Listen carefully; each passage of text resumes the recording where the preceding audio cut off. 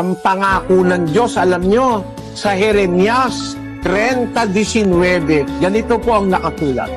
At mula sa kanila magmumula ang pagpapasalamat at ang tinig ng nangagsasaya at aking pararamihin sila at sila'y hindi mangangaunti.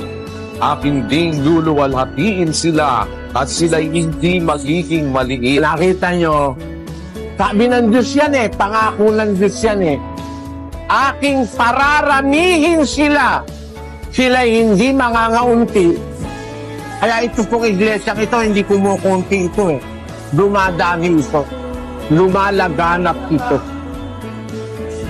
Kalahat-halot ng parte ng mundo, nararagdagan ng nararagdagan. Yun kasi ang pangako ng Diyos nagmumula sa kanila ang pagpapasalamat, ang tinig ng nagsasaya, aking pararamihin sila, sila hindi mangangaunti. Sino magpaparami? Ang Diyos.